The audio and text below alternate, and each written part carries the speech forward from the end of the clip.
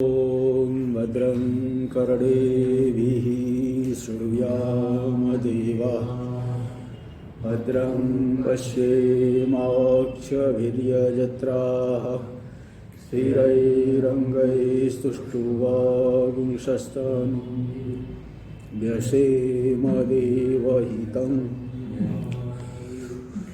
स्वस्ति न इन्द्रो वृद्धश्रवाः स्वस्ति नः पूषा विश्ववेदाः स्वस्ति नस्तारक्षो वरिष्ठनेमिः स्वस्ति नो बृहस्पतिर्दधातु ॐ शान्ति शान्ति शान्तिः।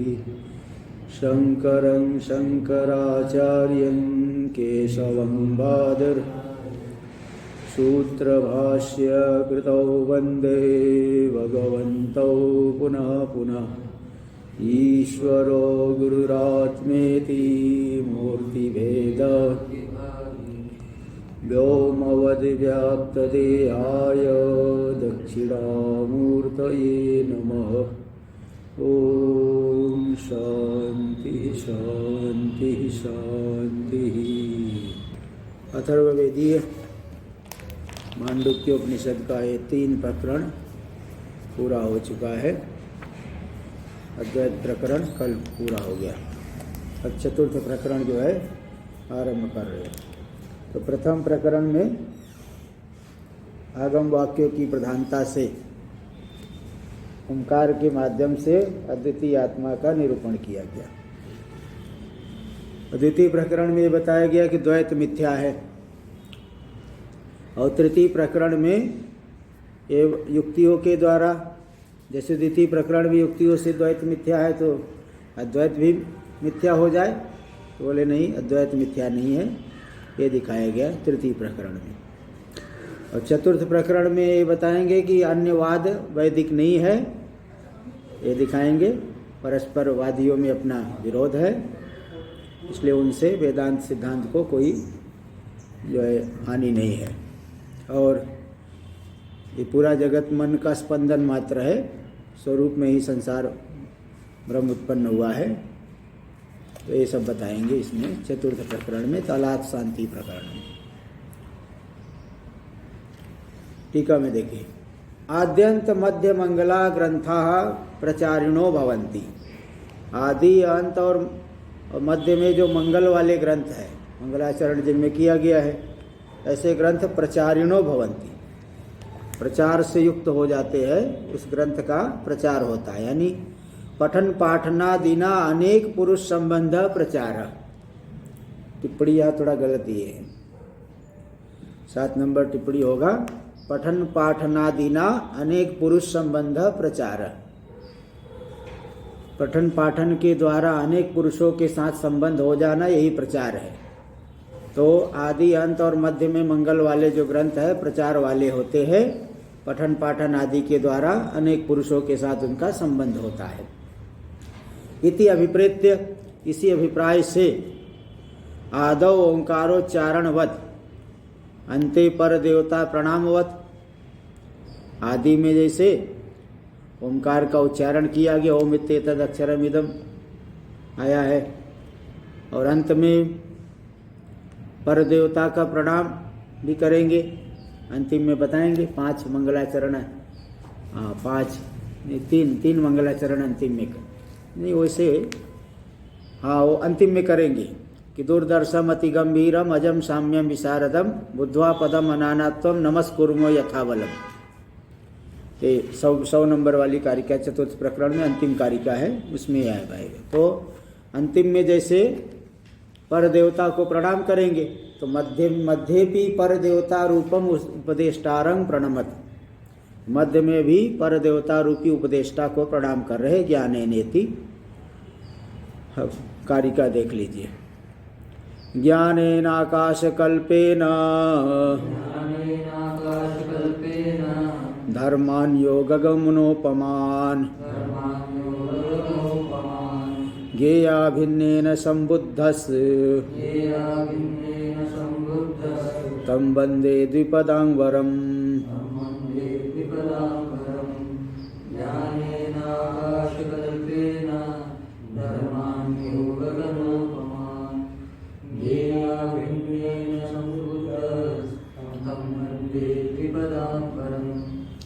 गेया भिन्नेन आकाश कल्पेन ज्ञानेन। गेय से अभिन्न गेय है ब्रह्म, ब्रह्म स्वरूप भूत ज्ञान के द्वारा, जो कि आकाश कल्पेन आकाश के समान है। कल्प प्रत्यय होता है ईषद असमाप्तौ कल्पपदेश्य देशीय, थोड़े से कम, थोड़ा सा कम जो है, ईषद ऊनम आकाशम इति आकाश कल्पम, आकाश से थोड़ा सा कम है।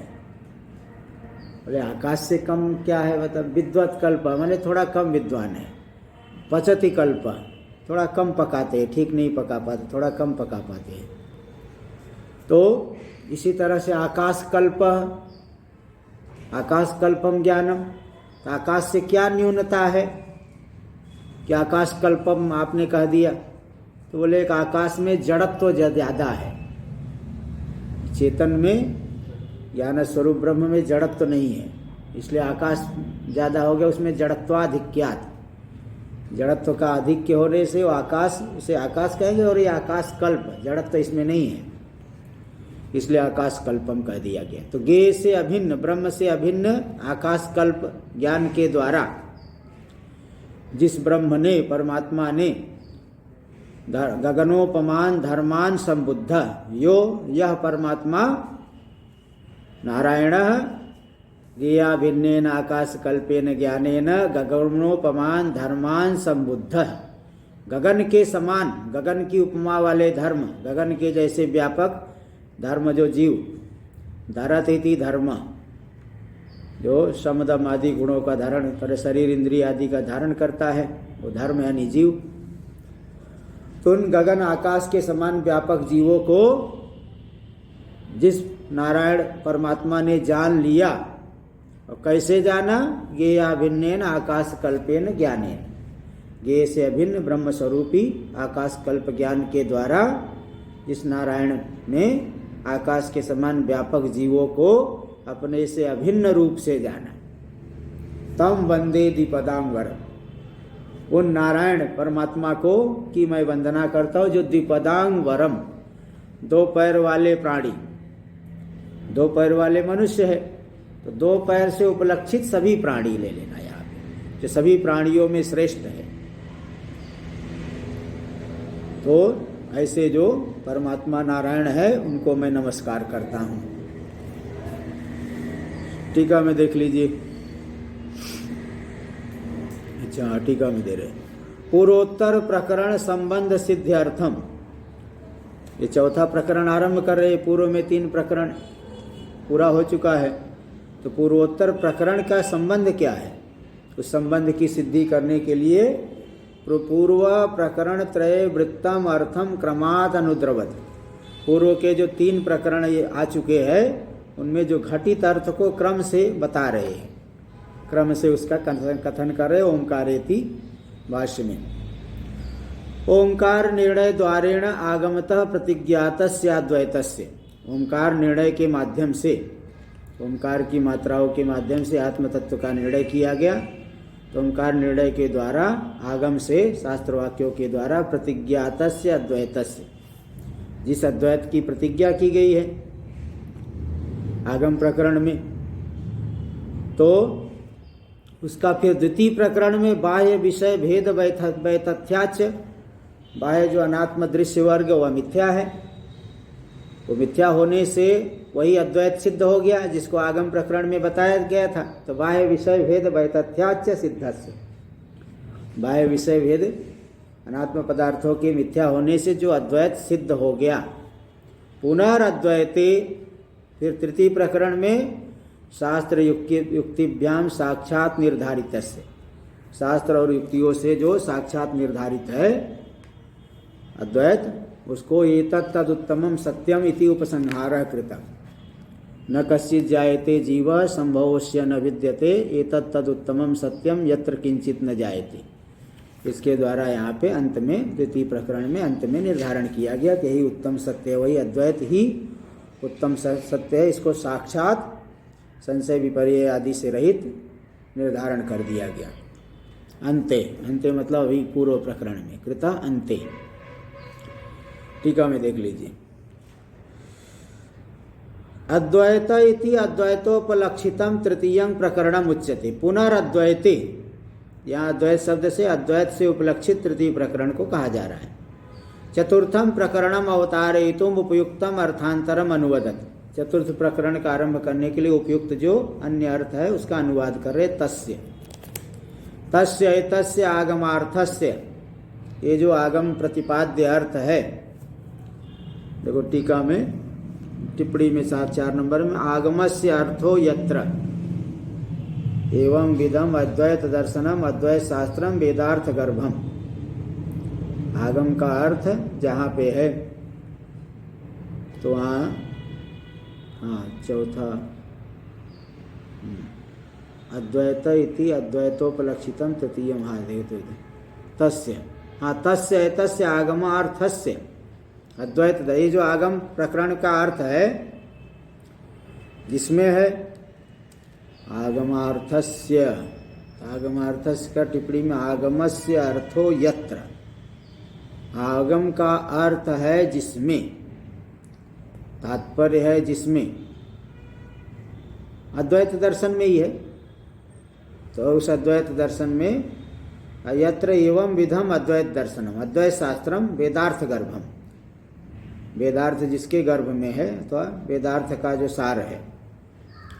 ते आगमार्थस्य अद्वैत दर्शनस्य प्रतिपक्ष भूताद्वैतिनो वैनाशिकास्य, उस अद्वैत दर्शन की विरोधी है द्वैतवादी जितने नैयायिक वैशेषिक आदि सभी लोग, बौद्ध मत सांख्य मत है और वैनाशिक जो बौद्ध लोग हैं, उस अद्वैत दर्शन की विरोधी है द्वैतवादी।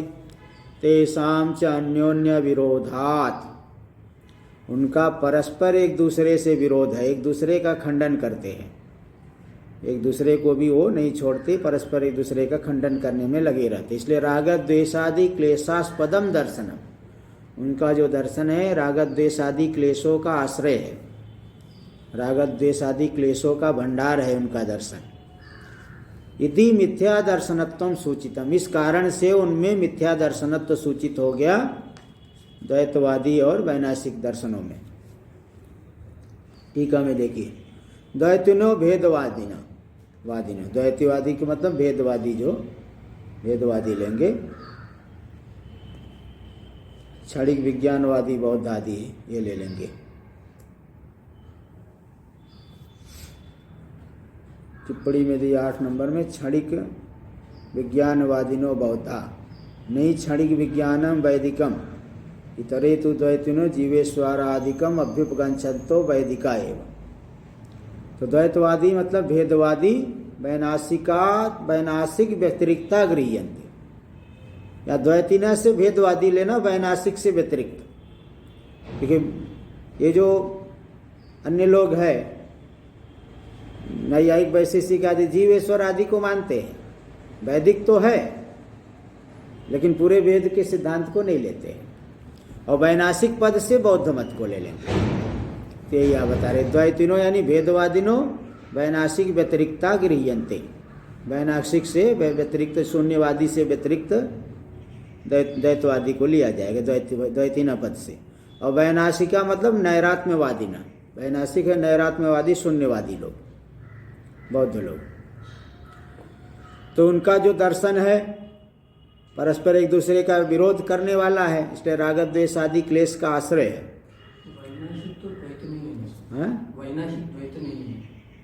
द्वैत तो है लेकिन वैदिक नहीं है, इसलिए अलग से दे दिए। वो वैदिक नहीं है ना, इसलिए उनको अलग से दे दिए। द्वैतवादी से तो वैदिक जो द्वैतवादी है, और वैनाशिक से तो अवैदिक वो हो गया शून्यवादी, नैरात्म्यवादी, इसलिए अर्थ कर दिए। वो शून्य, सर्वम शून्य मानता है ना, सब कुछ शून्य।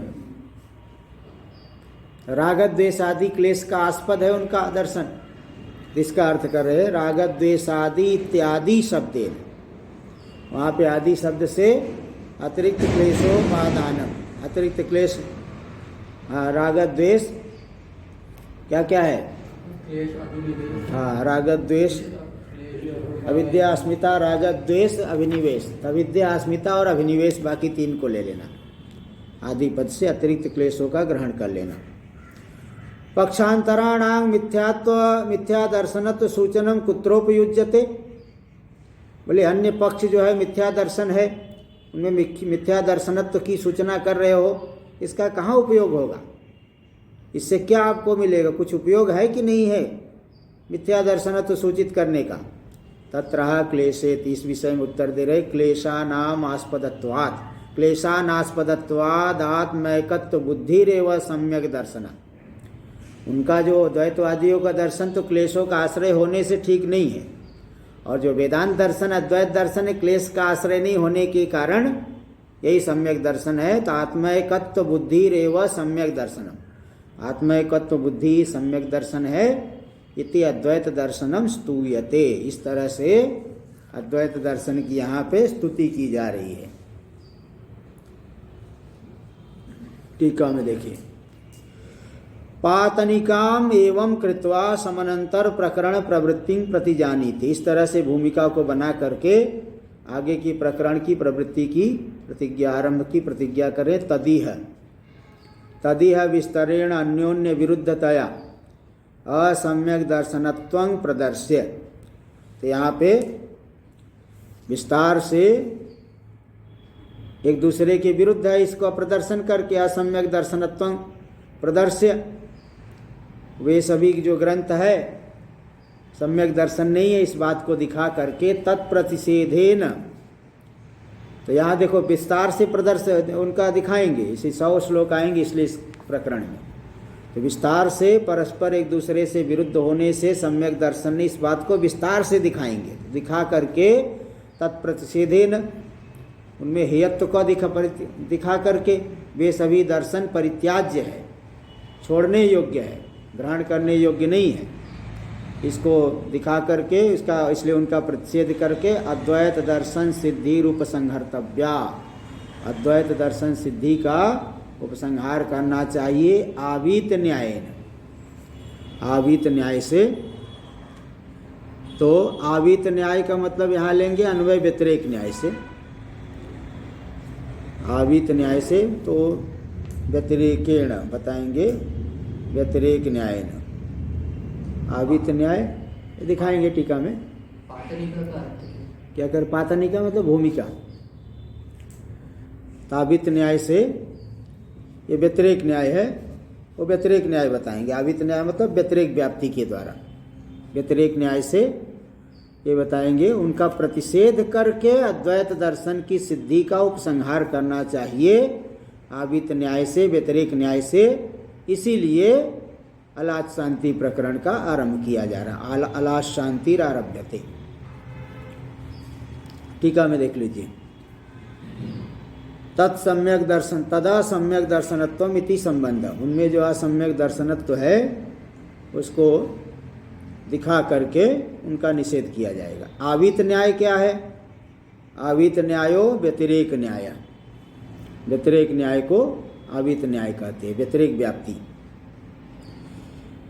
तो उदाहरण दे, यथा यत् कृतकम तद अनित्यम इति अन्वयात्, जो कार्य होता है वह अनित्य होता है, ऐसा अन्वय होने से अन्वय व्याप्ति है कि ऐसी अन्वयाद अनित्यत्वे अवगतेपि, इस न्याय से, हाँ, इस अन्वय से, अन्वय व्याप्ति से अनित्यत्व का ज्ञान होने पर भी यन्न अनित्यम न तत्कृतकम इति व्यतिरेकोपि विचार शंका निरासित्वेन व्याप्ति निश्चयार्थम इष्यति। फिर व्यतिरेक भी चाहिए, या न अनित्यम न तत्कृतकम, जो अनित्य ने, जो कार्य है वह अनित्य है, और जो अनित्य नहीं है वह कार्य नहीं है। जो कार्य है वह अनित्य है, अन्वय से तो कार्य में अनित्यत्व का ज्ञान हो गया, तो भी व्यतिरेक व्याप्ति भी क्यों चाहिए? विचार शंका के निराशी रूप से।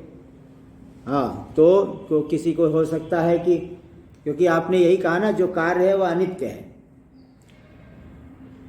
तो जो अनित्य नहीं वह भी कार्य हो जाए, जो कार्य है वह अनित्य है, तो अनित्य नहीं है वह भी कार्य हो जाए, ऐसा भी शंका हो सकता है। क्योंकि कहेंगे ना हेतु रस्तु साध्यम वास्तु, यद यद कृतकम तत् तत् अनित्यम, तो हेतु रह जाए लेकिन अनित्यत्व न हो। विचार शंका कि भाई कोई कार्य ऐसा भी हो कि नित्य भी हो, कृतकत्व रहे तो भी अनित्यत्व न रहे। इस व्यभिचार शंका का निवारण करने के लिए व्यतिरेक व्याप्ति भी चाहिए।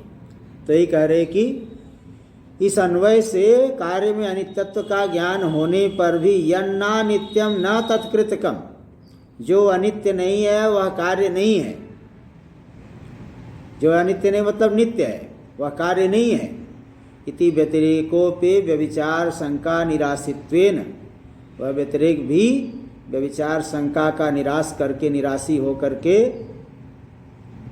व्याप्ति निश्चयार्थम इष्यते, व्याप्ति का निश्चय करने के लिए, अन्वय व्याप्ति की दृढ़ता के लिए। व्यतिरेक व्याप्ति के द्वारा भी अन्वय व्याप्ति की दृढ़ता हो जाती है कि जो कार्य है वह अनित्य ही है। इस अन्वय व्याप्ति की दृढ़ता व्यतिरेक व्याप्ति के द्वारा भी हो जाती है। यत्र यत्र धूमस तत्र तत्र वह्नि, यत्र यत्र वह्न्यभावस तत्र तत्र धूमाभाव। जहाँ जहाँ वह्नि नहीं वहाँ वहाँ धूम नहीं है, मतलब जहाँ धूम है वही वह्नि है, ये निश्चय हो गया। तो अन्वय व्याप्ति का निश्चय करने के लिए व्यतिरेक व्याप्ति, अन्वय व्याप्ति को और दृढ़ करने के लिए व्यतिरेक व्याप्ति भी जरूरी है। इसलिए यहाँ व्यतिरेक न्याय से उसी अन्वय को ही दृढ़ किया जाएगा कि जो अद्वैत दर्शन वही सम्यक दर्शन है। नहीं तो कहेंगे अद्वैत दर्शन सम्यक दर्शन, अन्य दर्शन भी सम्यक दर्शन हो जाए, ये भी तो आशंका हो सकती है। तो उसका निराश करके यही सिद्ध कर देंगे, दृढ़ कर देंगे, नहीं अद्वैत दर्शन ही सम्यक दर्शन है। यथा तर्कतः संभावितस्य, तर्क से संभावना किया गया, युक्तियों से विचार करके ये सिद्ध हुआ कि असंभव है। आगमेन अवगतस्यापि, आगम से अवगत भी है शास्त्र वाक्यों के द्वारा, तो भी प्रतिपक्ष भूतवादांतर अपाकरण प्रपंचम अंतरेण पाक्षिक असम्यक्त शंका स्यात्, तो भी प्रतिपक्ष भूत जो अन्यवाद है, विरोधी वाद है, उनका निराकरण करने के बिना, निराकरण के लिए जो प्रपंच विस्तार है उसके बिना पाक्षिक असम्यक्त शंका स्यात्, बोले ये भी ठीक है वो भी ठीक हो सकता है। अद्वैत दर्शन ठीक है लेकिन वो भी ठीक है, एक पाक्षिक असम्यक्त शंका हो सकती है, दूसरे मत में भी श्रद्धा बढ़ सकती है। इसलिए उनका अपाकरण प्रपंच करना पड़ेगा। साध अद्वैत दर्शन से, अद्वैत दर्शन में पाक्षिक असम्यक्त शंका हो सकती इति तत्प्रतिषेधेन, इसलिए उसका प्रतिषेध करके तत्सिद्धि रूप संहर्तव्या, अद्वैत दर्शन में सम्यक्त की सिद्धि का उपसंहार करना चाहिए। इति अलात् शांति दृष्टान्तोपलक्षितम आरभ्यते, अलात् शांति दृष्टांत, अलात् शांति दिखाएंगे आगे। अलात् शांति मतलब अलात् क्या होता है, को लुकाठी हो, लकड़ी जो है जला के घुमाओगे तो गोल गोल दिखता है। अलात् शांति दृष्टांत से उपलक्षित ये जो प्रकरण है, ऐसे ही मन के द्वारा ये जो है संसार दिख रहा है, दृढ़ हो गया है, जैसे वहाँ घुमाए तो गोल गोल दिखा, ऐसे मन की कल्पना मात्र है, मन स्पंदन मात्र है, मन की कल्पना मात्र जगत है। जैसे वहाँ गोल नहीं होने पर गोल जैसे दिख रहा है, ऐसे ही द्वैत नहीं होने पर भी द्वैत जैसा दिख रहा है। तो ये अलात् शांति दृष्टांत देंगे, उस दृष्टांत से उपलक्षित प्रकरण का आरंभ किया जा रहा है। विशेषेण स्पष्टम ईतो वीतः वीतः वीतः वीतः, आवीत न्याय है ना, आवीत न्याय में क्या बता, वीतः विशेषेण यानी स्पष्टम, इतः वीतः, वीतः हो गया। तो वीतः का मतलब हो गया अन्वयम, अन्वय व्याप्ति, स्पष्ट रूप से जो ज्ञात हो रहा। स न भवतीति अवीतः, अन्वय व्याप्ति नहीं होता है, अन्वय से जो भिन्न है तो व्यतिरेक हो गया अवीतः।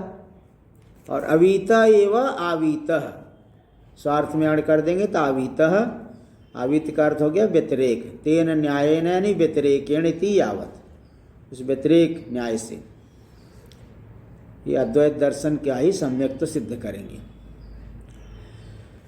प्रकरणस्य तात्पर्यम एवं दर्शयित्वा, इस तरह से प्रकरण के तात्पर्य को दिखा करके प्रथम श्लोकस्य तात्पर्यमाह, प्रथम श्लोक का तात्पर्य दिखा रहे यहाँ पे। ज्ञानेन आकाश कल्पेन, ये जो श्लोक है इसका तात्पर्य क्या है? तत्र तत्र अद्वैत दर्शन संप्रदाय कर्तुर अद्वैत स्वरूपेण एव नमस्कारार्थो।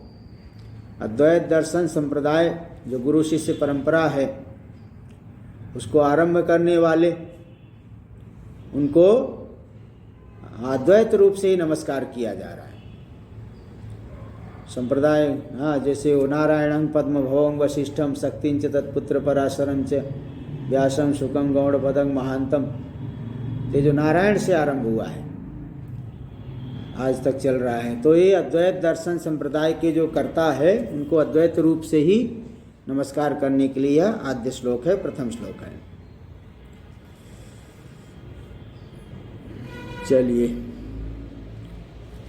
टीका में देखिए। तत्र मतलब चतुर्थ प्रकरणम सप्तम्या परामृश्यते। तत्र ने चतुर्थ प्रकरण, सप्तमी के द्वारा तत्र, इस चतुर्थ प्रकरण में आरंभ में पहला जो श्लोक है अद्वैत दर्शन संप्रदाय कर्ता को अद्वैत रूप से ही नमस्कार करने के लिए प्रथम श्लोक आया है।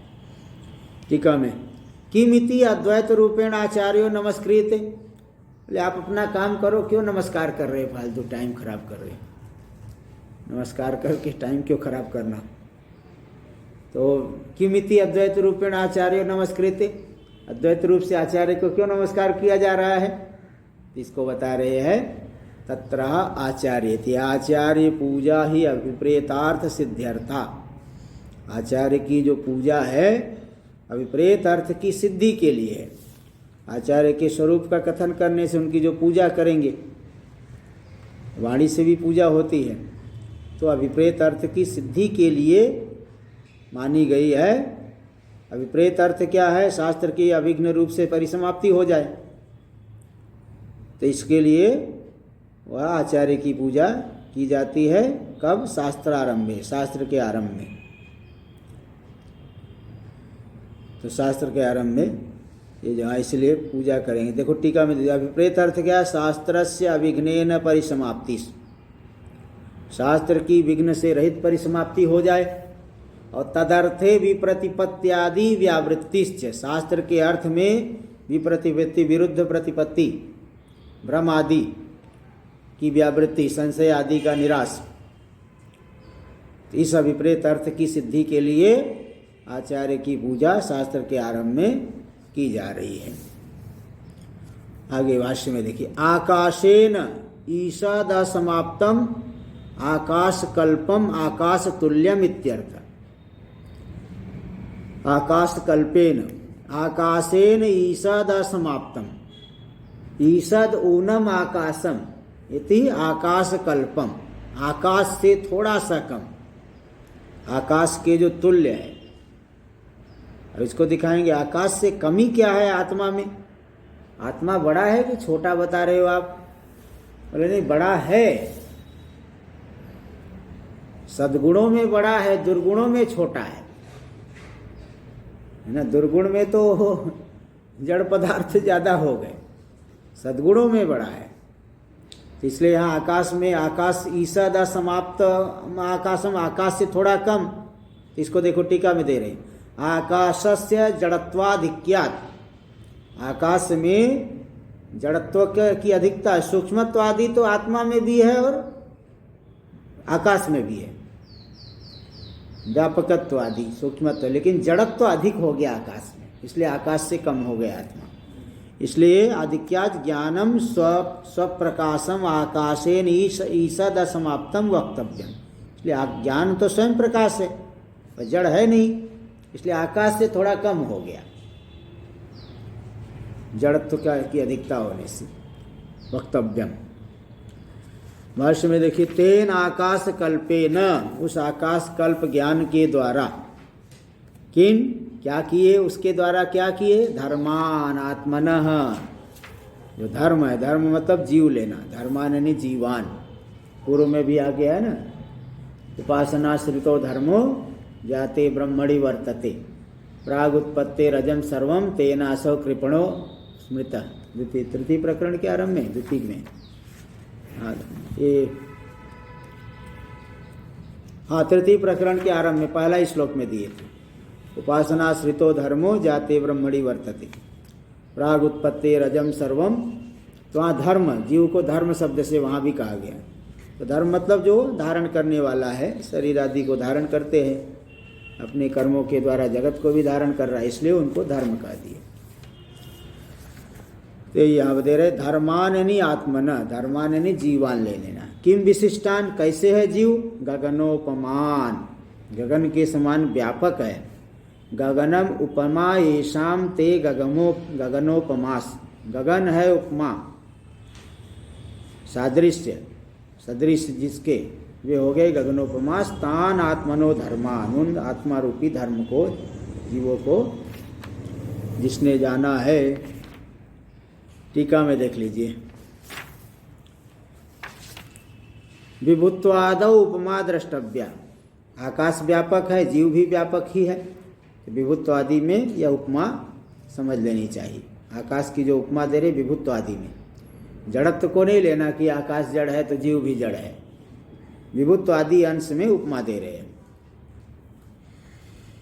तो ये हो गया धर्मान। तो भाष्य में आगे, अच्छा टीका में आगे देखिए, बहुवचनम उपाधि कल्पित भेदाभिप्राय, बोले धर्मान गगनोपमान बहुवचन क्यों दे दिए? बोले बहुवचन उपाधि के द्वारा कल्पित जो भेद को लेकर के, भेद वास्तविक नहीं, भेद औपाधिक है, उपाधि से द्वारा कल्पित जो भेद है उस भेद के अभिप्राय से, भेद को ध्यान में रख करके, औपाधिक भेद को ध्यान में रख करके बहुवचन प्रयोग कर दिया गया है।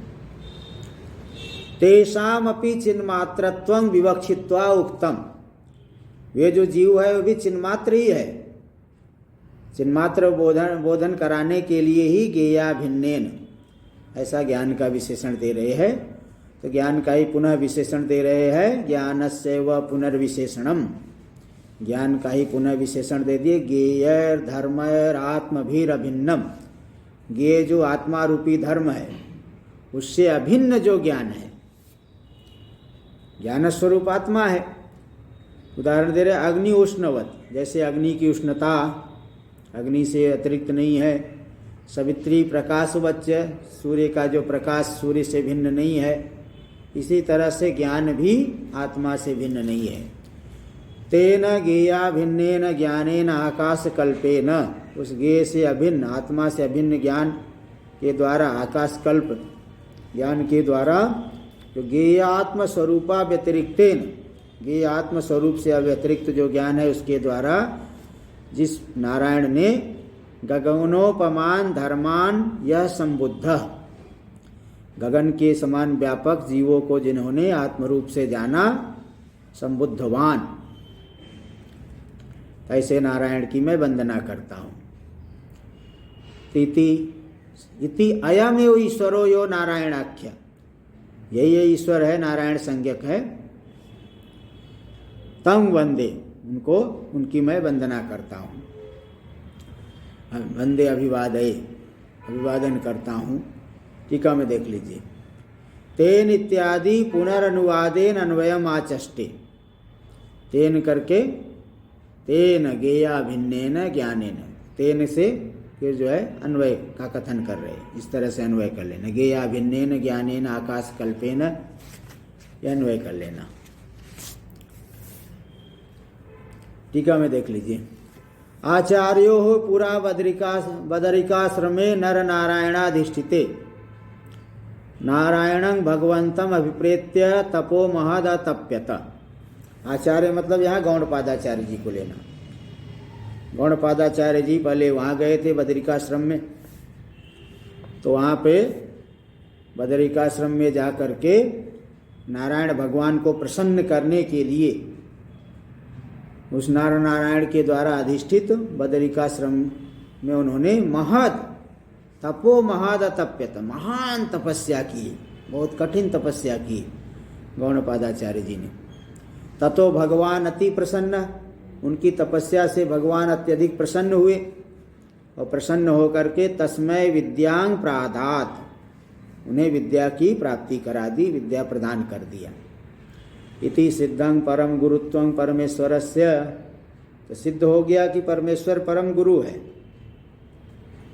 इसलिए वहाँ तो आचार्य की वंदना कर रहे हैं ना। आचार्य गौड़पादाचार्य जी उनकी नारायण की वंदना कर रहे हैं। तो उपदेष्टा जो संप्रदाय करता है, अद्वैत दर्शन संप्रदाय करता, तो परम गुरु है परमेश्वर नारायण। गुरु तो इनके शुक्राचार्य, नारायणं पद्मभवं वशिष्ठम शक्तिंच तत्पुत्र पराशरंच व्यासं शुकं गौड़पदम। गौड़पादाचार्य जी के साक्षात गुरु तो सुखदेव जी है, लेकिन इसलिए नारायण हो गए परम गुरु, आदि गुरु हो गए, तो उनको जो है परम गुरुत्व परमेश्वर में सिद्ध हो गया। भाष्य में देख लीजिए, वंदे यानी अभिवादय है, उनका मैं अभिवादन करता हूँ, जो कि द्विपदांग वरम, 2 पैर वालों में श्रेष्ठ है। बोले 2 पैर वालों में श्रेष्ठ मतलब 4 पैर वाले इनसे श्रेष्ठ होंगे क्या? ये तो 2 पैर वालों में श्रेष्ठ हुए। तो बोले नहीं, द्विपदोपलक्षितानां पुरुषाणाम, द्विपद से उपलक्षित पुरुष है, द्विपद से उपलक्षित सकल पद वाले, सकल सभी जीव, 2 पैर से 4 पैर भी ले लेना, सभी जीवों में 2 पैर 4 पैर जितने भी पैर वाले जीव है सभी जीवों में। क्योंकि अगर 2 पैर वाला कहोगे तो कुछ पंगु लोग हैं, उनको तो एक भी पैर नहीं है, किसी को एक ही पैर है, बैसाखी लेके घूम रहे हैं, तो उनके स्वामी नहीं है क्या, वो लावारिस घूम रहे हैं। तो इसलिए द्विपद से उपलक्षित मनुष्य अथवा द्विपद से उपलक्षित सकल प्राणी, कुछ न कुछ पैर वाले सभी है, उनमें से कुछ बिना पैर वाले भी है, तो उनमें यानी सकल प्राणी उपलक्षित हो रहे हैं। तो सकल प्राणियों में जो श्रेष्ठ है वर है, तो द्विपदांग वरं द्विपदोपलक्षितानां पुरुषाणां वरं प्रधानम पुरुषोत्तमम इति अभिप्राय। जो पुरुषोत्तम भगवान है तो उनको मैं नमस्कार करता हूँ। टीका में देख लीजिए, ननु प्रकरणे प्रारभ्यमाणे प्रतिपाद्ये प्रमेये वक्तव्ये किमिति उपदेष्टा नमस्क्रियते। प्रकरण आरंभ किया जा रहा है, तो प्रतिपाद्य जो प्रमेय है, प्रमेय को बताना चाहिए आपको, प्रमेय को नहीं बता करके उपदेष्टा को ही नमस्कार करने लग गए। किमिति उपदेष्टा नमस्क्रियते, उपदेष्टा को नमस्कार क्यों कर रहे हो? तत्राह, इस विषय में उत्तर दे रहे उपदेष्ट्री। उपदेष्ट्री नमस्कार मुखेन ज्ञान गे ज्ञात्री भेद रहितम परमार्थ तत्व दर्शनम यह प्रकरणे प्रतिपिपादयिषितम प्रतिपक्ष प्रतिषेध द्वारेण प्रतिज्ञातं भवति। उपदेष्टा के नमस्कार के माध्यम से यहाँ क्या सूचित हो रहा है कि ज्ञान गे ज्ञात्री भेद से रहित, ज्ञान गे ज्ञाता की जो त्रिपुटी है, इस त्रिपुटी भेद से रहित जो परमार्थ तत्व दर्शन, उसको यहाँ पे परमार्थ तत्व रूपी प्रमेय इस प्रकरण में प्रतिपादयिषित है, प्रतिपादन के विषयीभूत है, प्रतिपादन उसका किया जाना तात्पर्य विषयीभूत है, ये प्रतिज्ञात हो गया। प्रतिपक्ष प्रतिषेध द्वारेण, प्रतिपक्ष का निषेध करके, तो वो टीका में दे दिए कि प्रतिपक्ष का निषेध के प्रतिषेध के माध्यम से वही तात्पर्य विषयीभूत है। तो विरोधियों का निषेध करके यहाँ पे तत्व दर्शन ही तात्पर्य का विषय है, परमार्थ तत्व दर्शन, ये यहाँ पे प्रतिज्ञात हो गई, इसकी प्रतिज्ञा कर दी गई, यहाँ पे बता दिए। इस तरह से प्रथम श्लोक हुआ। आगे देखिए, इदानीम अद्वैत दर्शन योग स्तुतये तन नमस्कारं प्रस्तौति। अद्वैत दर्शन रूपी जो योग है, योग परमात्मा की प्राप्ति कराने वाला होने से योग कहते इसको, उसकी स्तुति के लिए तन नमस्कारं स्तौति। अद्वैत दर्शन रूपी जो योग है उसको नमस्कार वो प्रस्तुत कर रहे। प्रस्तौति अस्पर्शेति, कारिका नंबर 2। अस्पर्श योगो वै नाम सर्वसत्व सुखोहितः अविवादो विरुद्धश्च देशितस्तं नमाम्यहम्।